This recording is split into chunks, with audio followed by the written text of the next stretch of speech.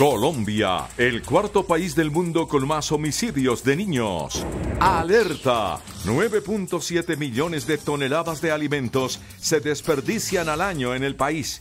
Procurador mediará para buscar solución a paro en Buenaventura. Padres interpondrán tutela para que estudiantes regresen a clases.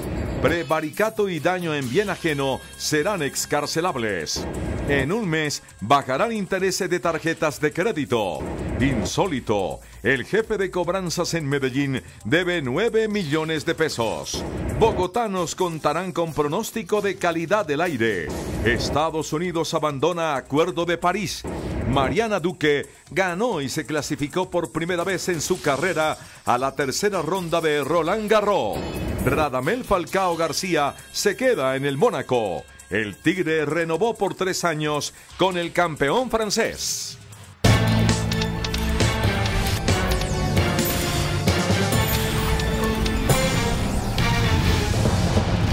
Buenas noches. Colombia es el cuarto lugar en el mundo donde se presentan más asesinatos de niños. Solo en el último año se registraron 682 crímenes contra menores.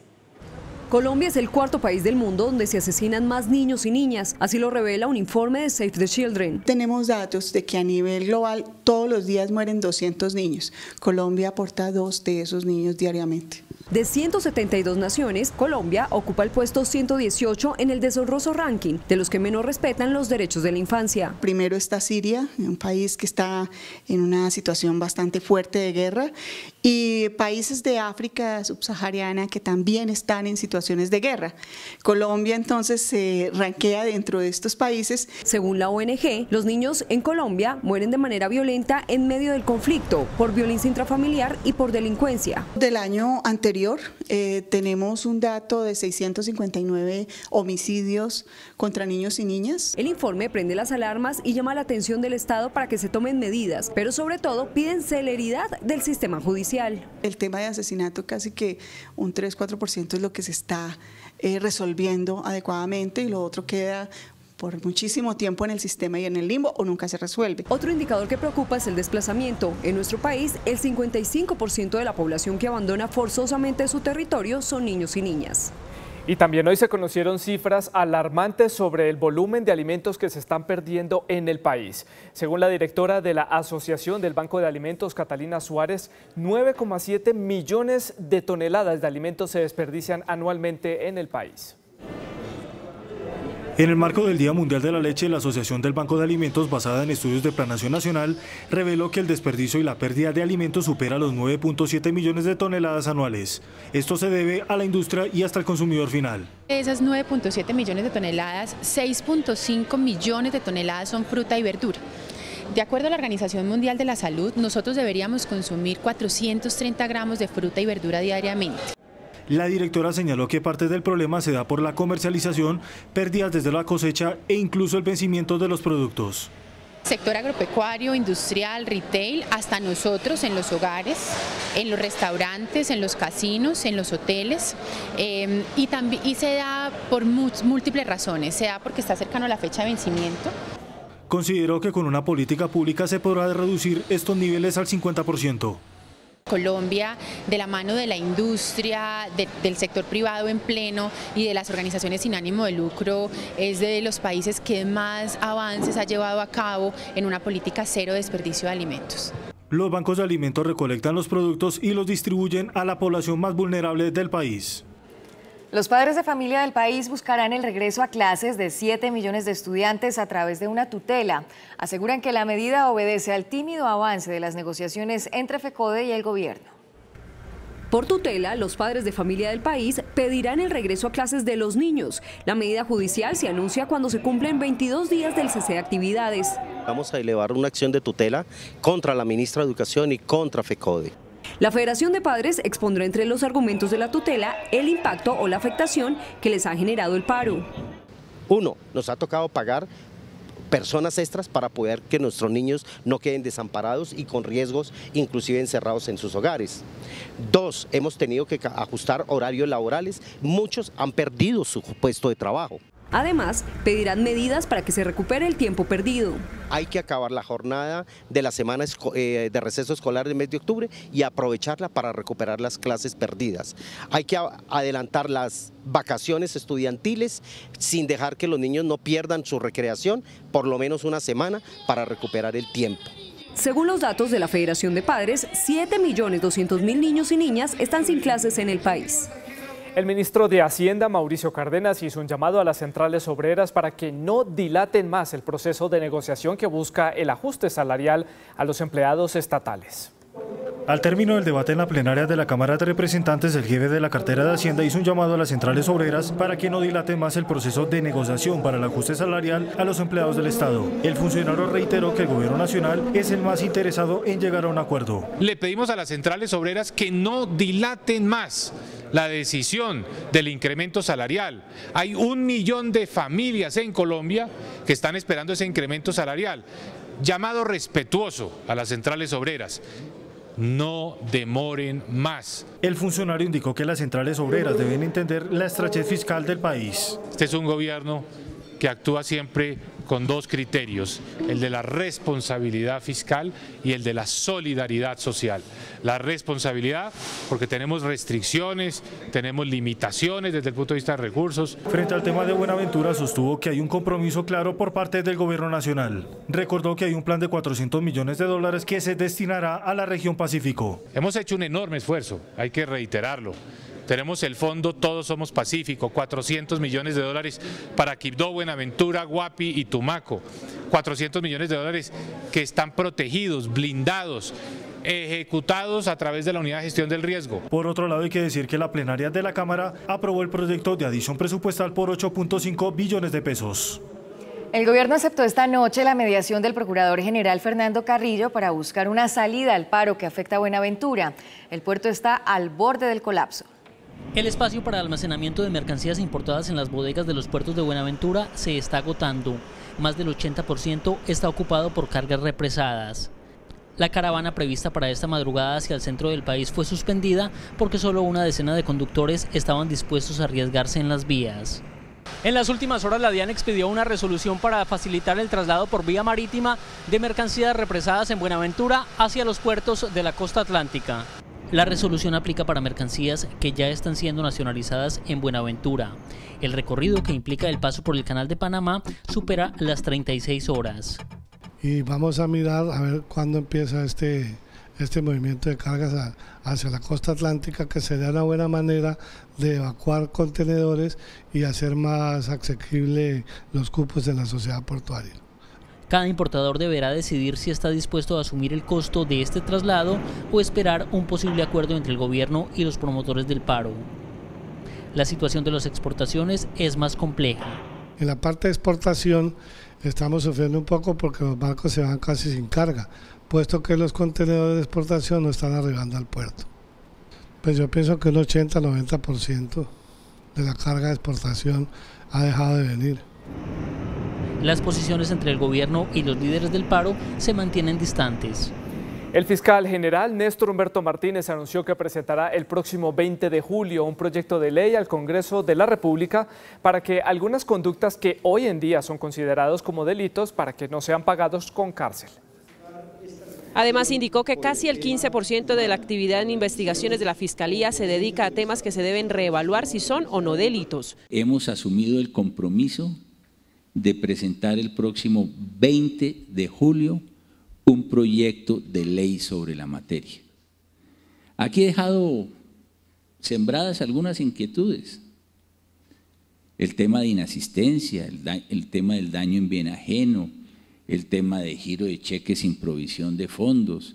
Dice que hace estos cuestionamientos porque se está agobiando el sistema penitenciario. Estamos en una sociedad que ha tomado por deporte construir en todos los periodos legislativos más y más tipos penales. Tenemos más de 400 tipos penales. El último de ellos, el animalicidio. 400 tipos penales. Entonces terminamos por criminalizar el orden regulador de la vida en convivencia. También advirtió de una excarcelación masiva de personas que se puede presentar en un mes. ¿O cómo puede ser posible que se disponga, sin atender a la realidad procesal del país, que las medidas de aseguramiento no pueden tener más de un año, de tal manera que debe haber condena a lo sumo en el término de un año, como lo estableció la ley 1786, y va a dar lugar a unas excarcelaciones muy grandes el próximo 1 de julio? Esa es una política, en mi sentir, equivocada. El presidente Santos, quien participó también en este congreso, dijo que desde el gobierno el esfuerzo es construir una política criminal adecuada a la nueva situación que se está comenzando a vivir con el posconflicto.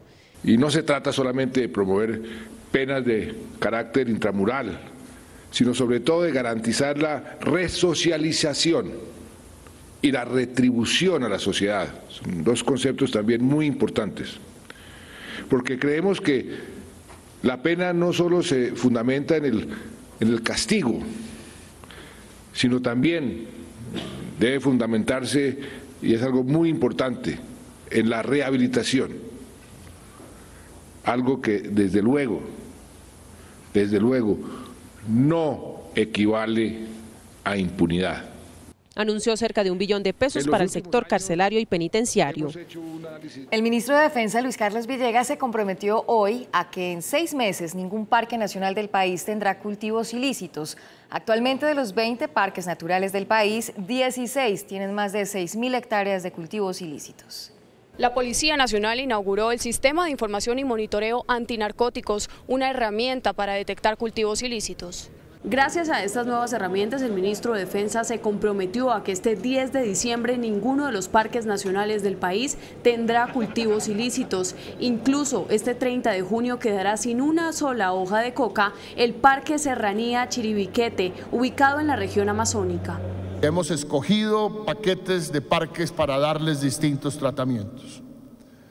Uno de ellos, en la Serranía de Chiribiquete, el compromiso es que para el 30 de junio ese parque estará libre de cultivos de coca. Actualmente, según cifras de las autoridades, en Guainí hay 1 hectárea de coca, en norte de Santander 412, en Antioquia y Córdoba 772, en Meta 2422, en el Guaviare 1169, en Bichada solo 5, en el Valle del Cauca 280, en Cauca 186, en el Caquetá 41, en Putumayo 640 y en Nariño 1, para un total de 6.214 cultivos ilícitos en los parques naturales del país. Tenemos aún territorios a donde no es fácil llegar por distinta vía que la aérea, y la Policía Nacional tendrá ahora esa capacidad ya no de 9 helicópteros Black Hawk, sino de 19. Finalmente, en los parques donde haya presencia de comunidades indígenas se harán consultas previas para que el proceso de erradicación de cultivos de coca sea concertado. Sin embargo, aclaró el ministro, los cultivos son ilegales y si no hay consenso se entrará a erradicar forzosamente. En una reñida votación de la plenaria del Senado, eligió la abogada Diana Fajardo como nueva magistrada de la Corte Constitucional. Al final la votación dejó a Diana Fajardo con 48 votos, Álvaro Mota con 43 y Alejandro Ramelli con 3. Los votos del Partido Liberal y del Partido de la U fueron definitivos para la llegada de Fajardo a la Corte Constitucional. ¿Gana la paz con su elección? Gana la Constitución y gana el país. Como juez constitucional, mi misión principal es hacer respetar la Constitución Política de Colombia. Mientras senadores de la coalición de gobierno felicitaron a la elegida, congresistas del Centro Democrático criticaron la elección y la presión del gobierno. Si yo no hago llamar la atención de ustedes, la atención del gobierno, de mis compañeros, las implicaciones que tenía si ganaba el Centro Democrático, no hubiera habido tanta presión ni tanto acompañamiento de cada uno de los miembros de la Unidad Nacional a esta persona. Hubo una elección bien hecha, con escrutadores, se tomaron todas las medidas, tarjetón, no podían votar con votos individuales de colores ni de diferentes tamaños, no se permitió ningún miembro del gobierno ni asesores entrar a la plenaria. Hay que decírselo al país, la doctora Diana Fajardo ganó limpiamente. Nos parece muy grave que la independencia de los poderes se esté perdiendo y que haya unos senadores revisándole el voto a los otros senadores y que haya habido incluso senadores que le marcaron el voto a los otros senadores. Yo creo que es muy importante que el Congreso tenga autonomía y no está bien que el gobierno trate de interferir como lo ha hecho hoy para obtener resultados que pretendan tener magistrados de bolsillo. La Corte Suprema deberá enviar otra terna a la plenaria del Senado para elegir un nuevo magistrado de la Corte Constitucional. En la instalación de la convención bancaria, el superintendente financiero Jorge Castaño aseguró que las tasas de interés para las tarjetas de crédito podrían bajar el próximo mes. El superintendente financiero aseguró que, dada la situación económica actual, se daría una reducción importante en la tasa de usura, la cual se ve reflejada sobre todo en las tarjetas de crédito. La certificación que emite la superintendencia puede bajar. En nuestras simulaciones depende mucho del comportamiento de este mes, pero podría estar cercano a 100 puntos básicos aproximadamente. Los banqueros aseguraron que están aplicando la baja de tasas que viene haciendo el Banco de la República. Las tasas vienen bajando y seguramente seguirán bajando.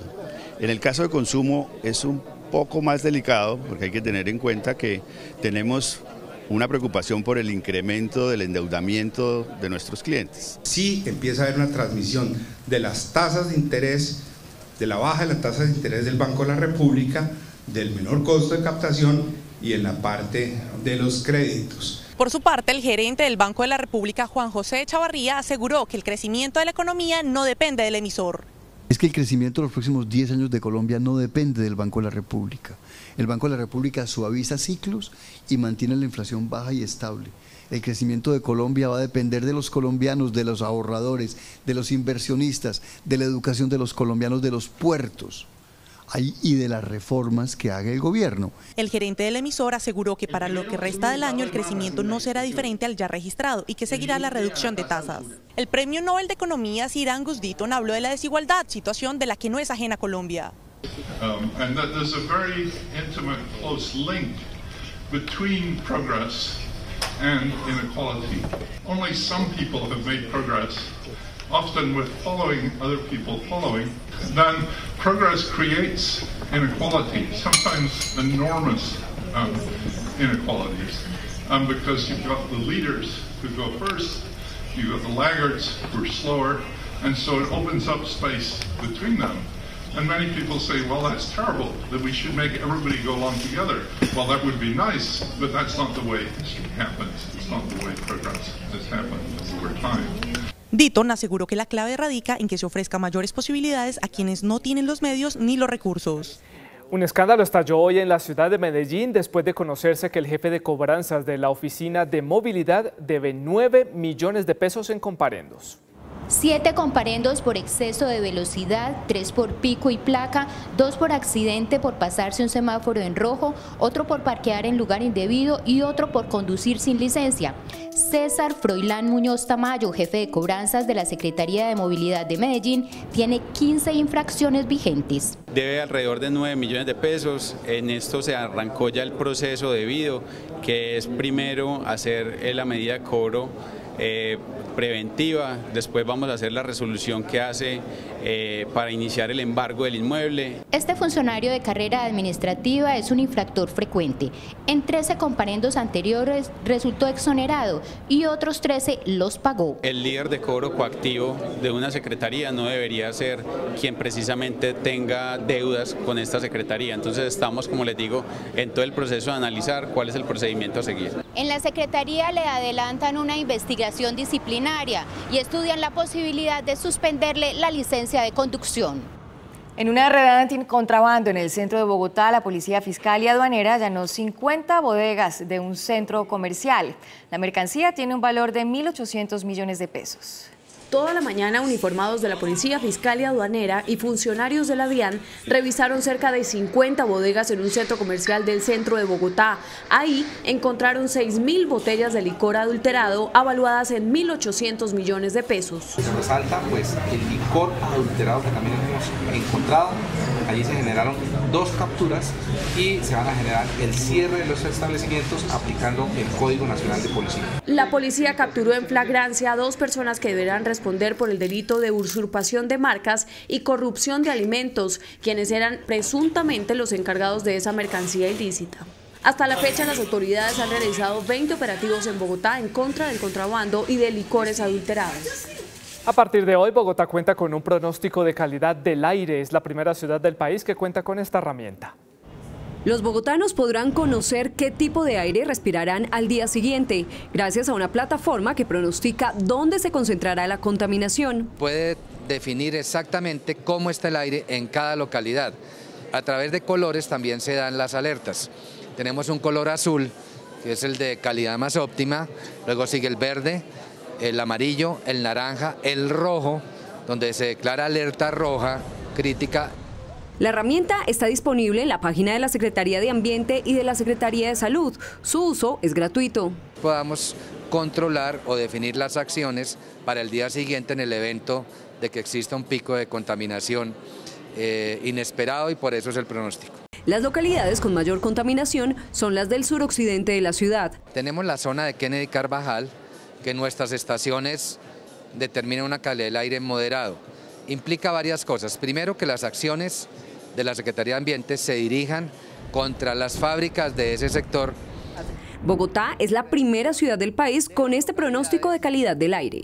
Nos vamos, gracias por su compañía. A las 9:30, más CMI. A las 8:30, información del mundo. Feliz noche.